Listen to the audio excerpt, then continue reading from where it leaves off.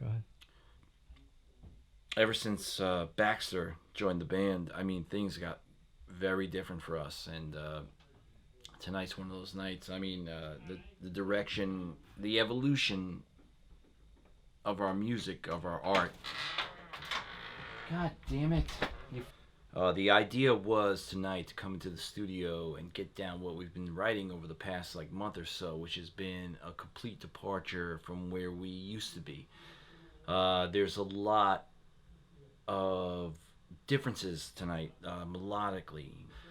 Baxter has been writing all of the music. I've been writing all the lyrics, and so we've been going along this track right now, and it's been a really kind of beautiful partnership. I don't want to say Bernie and Elton, but that's what it's kind of been like. There's a real partnership here, and I wanted to document it as soon as we could possibly do it. Hey, I'm the dick. We did it as a 4 count. Then Count we held. me. Sorry, I'm the dick. Then we held the B minor till your visual. Yes. Well, how many do you want to do? That was it. Yeah, we did it right. No, he was the dick. That's it. You guys hit it right. You ready to do it again, Vin? 1, 2, 1, 2, 3.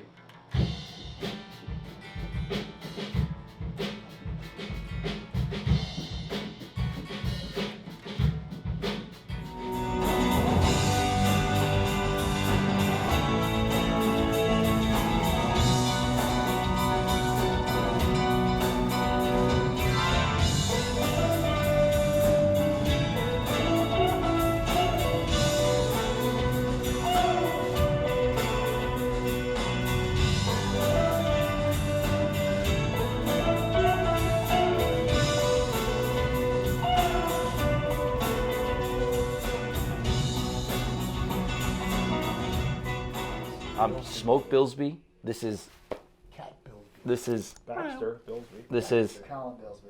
This is On mom's side. I think I have the room. Papa. Papa, they call me. the best thing about being in this band is like this right here, It's a camaraderie. Fuck everyone else, man.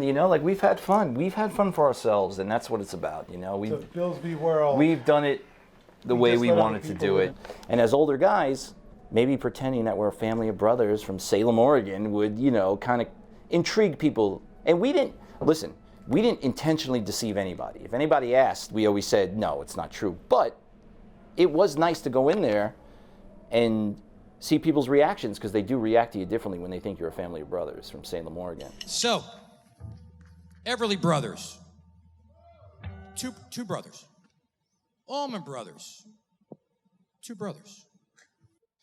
What we have here is 4 brothers and a cousin. Put your hands together for the Bilsby Brothers.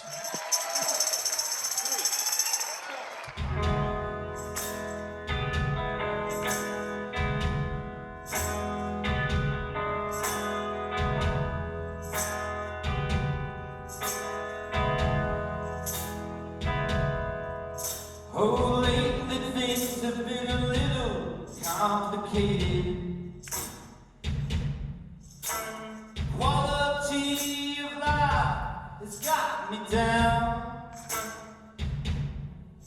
Well, the sex is cheap and the talk is overrated.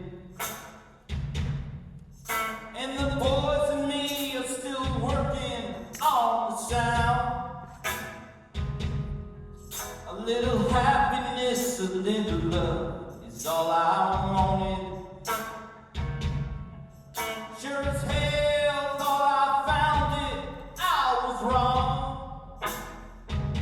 She left my heart feeling charming, and my memories all haunted. But it's her I have to thank for all my songs. So every day I'm smoking my brain hazy, all I can do to keep from going crazy. And the paranoia slowly creeping in. Oh, I keep drinking myself silly. The only way for this here Bilsby. And I thank God for this here life of sin. 2, 3, 4.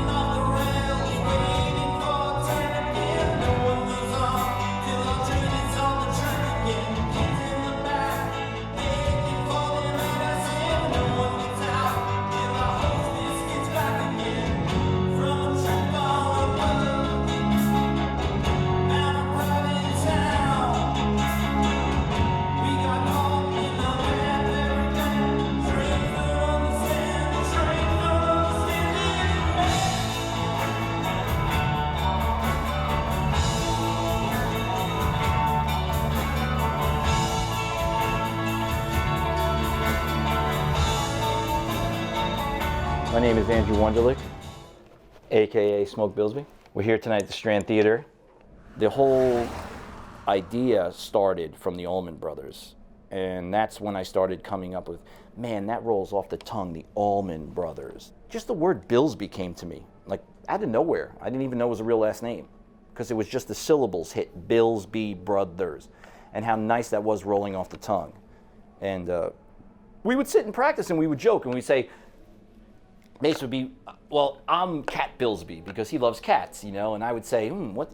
And I just happened to watch a NASCAR race that day and Tony Stewart was talking and I was like, Smoke, what a great name.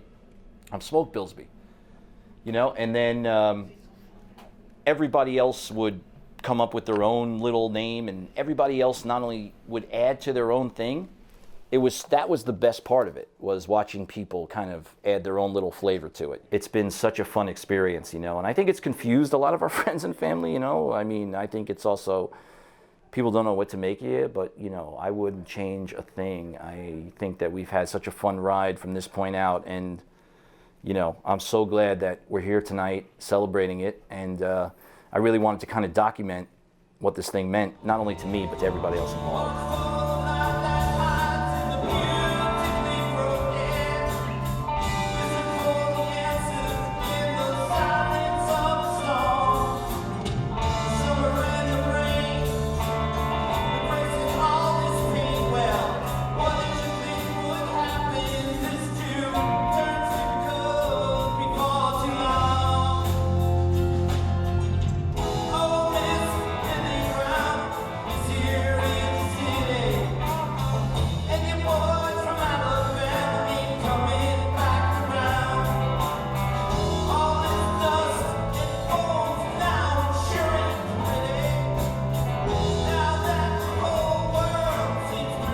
I don't want you interviewing me.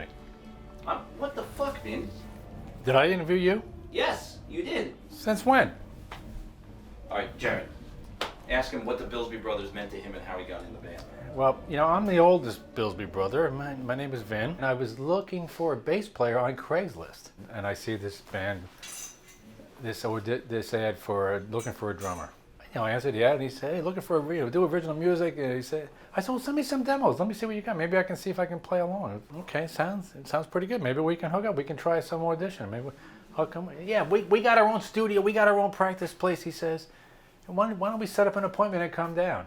So I do. I meet these guys. I knew instantly we clicked. I mean, it was just immediate. Let me tell you about Popeye. First of all, I mentioned it to my wife Lee, who says, "Popeye? Who the fuck is Popeye? That's the stupidest fucking name I ever heard. Why are you going along with that?" I said, "Listen, I don't give a shit what they call me. They call me dickhead. I don't give a shit what they call me." We do. Listen, I just want to play music. I didn't care what they called me, and I told her that, and I tell everybody that. So Popeye I became. I'm kind of glad to drop the Popeye persona, to be honest. But you know, I'd rather be known as Vin, and that's good.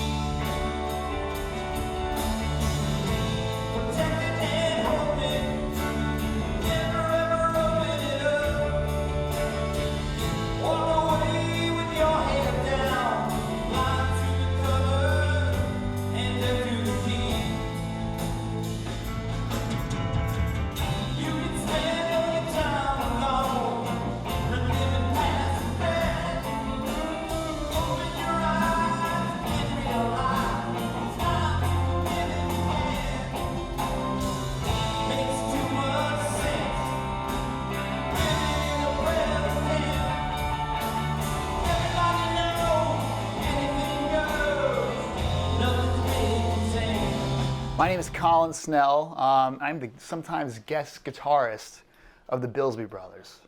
And it's been a long ride with these guys. I first met Smoke, Andrew, when I was 2 weeks after my 18th birthday. Responded to an ad on Craigslist. I played with a lot of guitarists before, but I'd never really jibed with one other than Andrew. The way he sort of rides the rhythm allowed a sort of space for me to take over on lead and really weave in there with the way I interpret my guitar playing. You know, playing with Andrew was sort of defined the decade for me, and you know, I guess the Bilsbys have done that as well. And it's funny, I'm thinking about these songs we're playing tonight, and they're really Americana, and you know, they speak to these troubled characters, and you know, in their struggles, and it cuts to the core of the American character. And you know, America's a troubled country with a checkered past, and much like the Brothers, honestly, they paint a picture of America through the Americana music, and here we are, all culminating at the Strand Theater. Before we play this last one, I just want to give a shout out to someone sitting in the audience who the song is actually about. My beautiful and lovely wife, Danielle. Without her, you know, none of this would be possible. Thank you for always being there for me and for us, and for letting me go out on Thursday, and then I say, wait, Saturday, we're recording. Oh, okay, go. But Monday, we're doing it. She's been there every step of the way. And this song is for you, baby. 1, 2.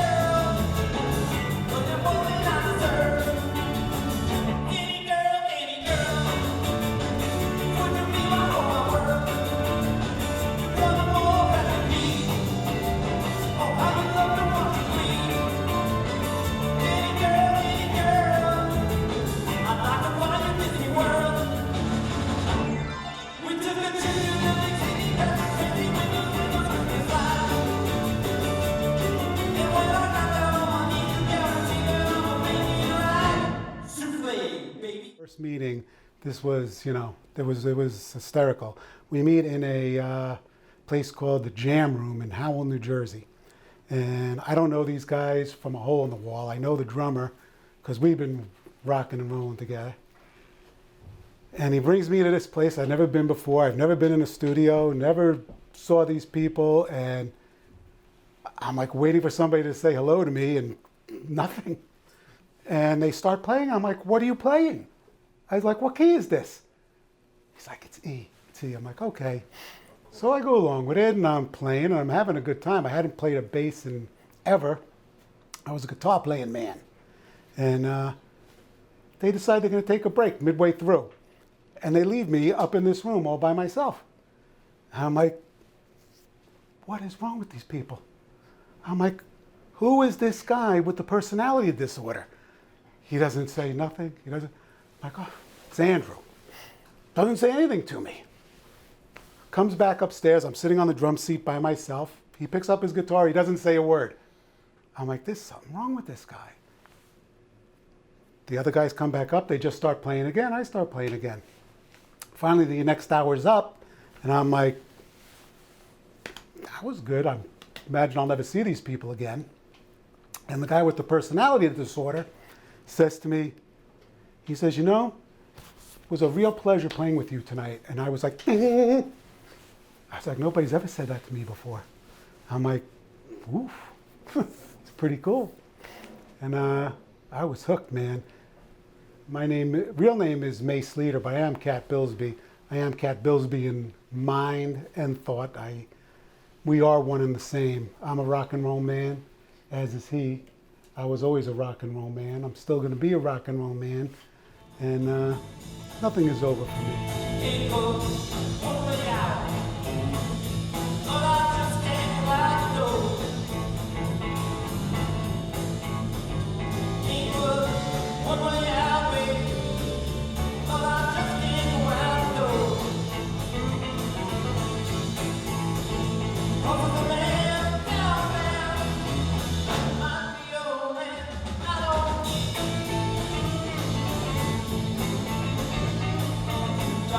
trapped woman on the second floor. I can fly down, I won't be trapped no more. Raise your window away, hide these out on the floor. Oh, there'll never be no woman talking that stuff they don't know. Funny thing about life is that you really never know when it's the last time you're doing something. The last time you're making love with somebody who then you break up. The last time you see somebody in your life and you heard that they died. The last time you visit a place and you realize 30 years have gone by and you've never gone back. And so to have the awareness that something is ending and then folding into something else that's beginning is really a unique moment of consciousness. My name is Mark Weiner. I'm 60 years old and I'm damn proud of it. I was born in the 50s. I came of age in the 70s, and that has sculpted much of my perspective about what I'm doing. For the first non-sexual time, I went to Craigslist and I saw an ad. So what I did was I took some of the cuts from earlier bands, I put them up on Dropbox, and I wrote to the person at the other end of the ad, who was Andrew, and I said, hey, I think we may have a communion, we may have a unity here. Listen to this stuff and see what you think.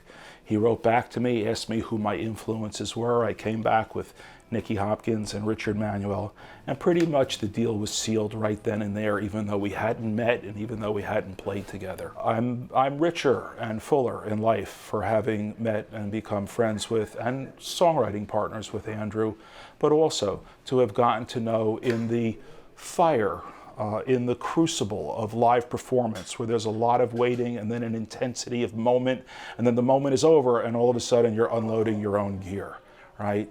I mean, that's a lot to go through in one evening with a collection of the same people over and over again. And I'm I'm enriched to have come to know Vin and Mace and Colin. I was once interviewed early in the summer about how we wrote songs, and at that point, Andrew and I had just started writing together.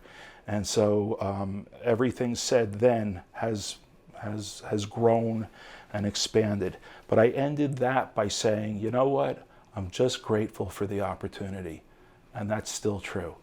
I am grateful for the opportunity to write songs with Andrew, and I'm grateful that even though I'm not interested in performing, that there are people who are interested in performing them, and I have found people who are interested in hearing them. And it's been a great ride, and it's just that now the ride changes. That's all. It's not over, it's just different. My inner voice sounds to me now at home like George Jones.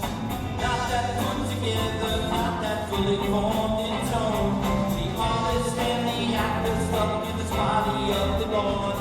Not knowing my own father or his devil out to mourn. To play dead, confuse both sides and draw the joker's card. Getting my feet on the ground seems easy but so hard.